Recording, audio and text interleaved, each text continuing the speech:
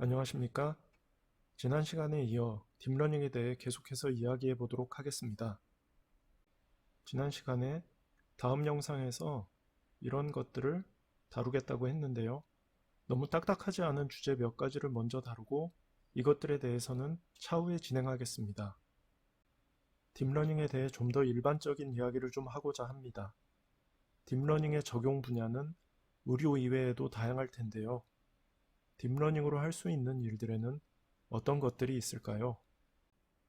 종합적인 것은 차차 말씀드리도록 하고, 일단 우리들에게 딥러닝이라는 것에 대해 생각해 보게 만든 큰 계기를 준 알파고와 관련된 강화 학습이라는 것에 대해서 이야기해 보도록 하겠습니다. 강화 학습의 기본 개념은 생물의 학습 과정과 유사합니다. 행동을 취하는 에이전트가 있고, 이것이 어떤 행동, 즉 액션을 취합니다.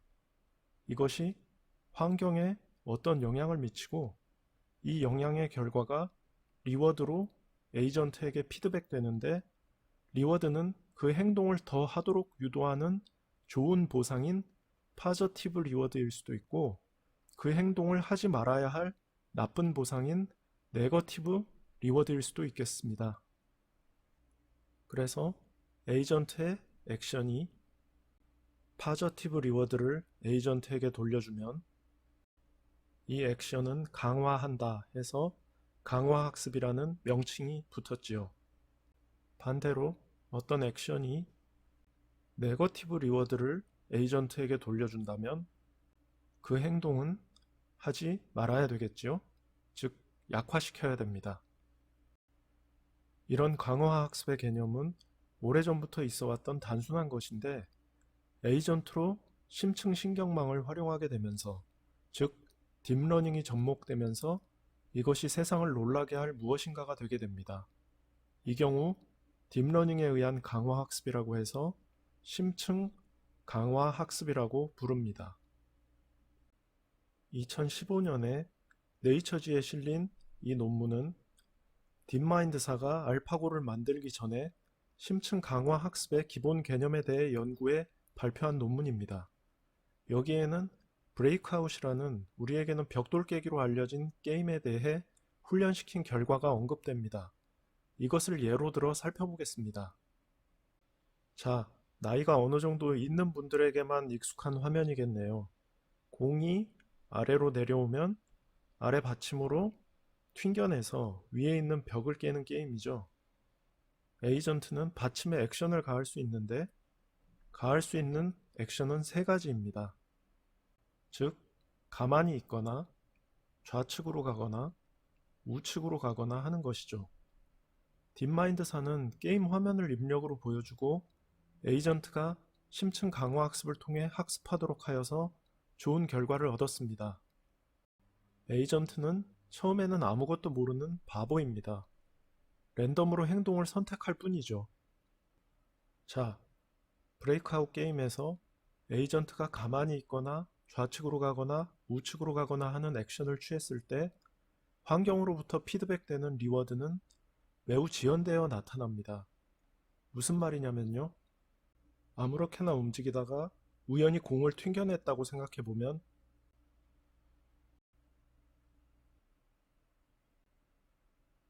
이렇게 여러 턴이 지난 후에야 리워드가 주어집니다. 여기 점수가 1이 됐죠? 따라서 행동에 대한 결과는 즉각적이지 않을 수 있다는 전제하에 행동 후에 일정 기간 동안 일어나는 일을 저장해 두었다가 한참 후의 리워드도 이 행동을 강화할지 말지에 활용하도록 하면 되겠지요. 얼마나 오랜 기간을 저장할지 여부는 문제에 따라 달라질 것이며 컴퓨터의 사양 등을 고려해 결정합니다. 스타크래프트나 리그 오브 레전드 같이 행동의 결과가 매우 먼 시간 후에도 나타날 수 있는 복잡한 게임의 경우는 꽤 오랜 기간을 저장해야 되겠지요. 자, 지금 일어났던 일련의 사건, 즉 우연히 움직이다가 공을 쳐냈더니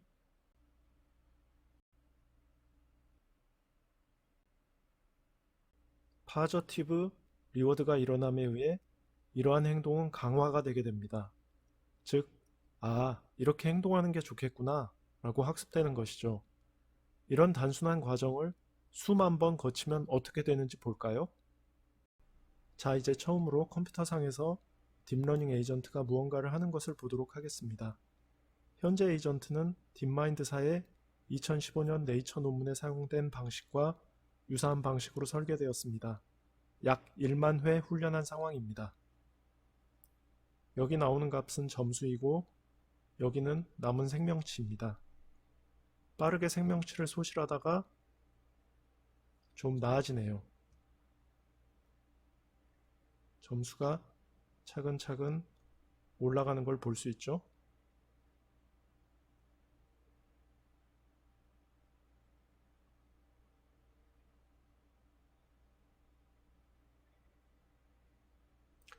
그래도 아직은 너무 빨리 끝나버리네요.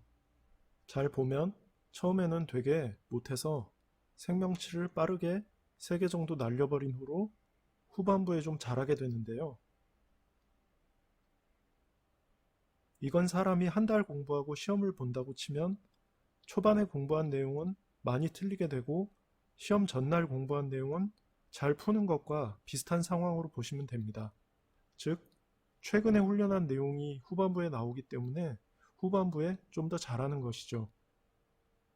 자, 그럼 훈련이 완벽하게 끝난 에이전트가 얼마나 잘하는지 한번 보도록 할까요?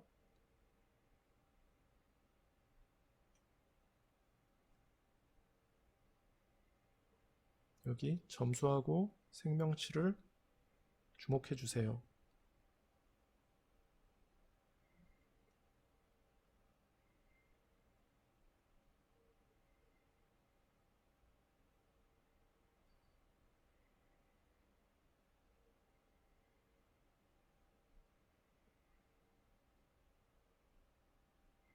자, 여기 보면 중간에 터널을 뚫어서 쉽게 고득점을 내는 것을 배우게 되는 현상이 훈련 시 거의 항상 일어납니다.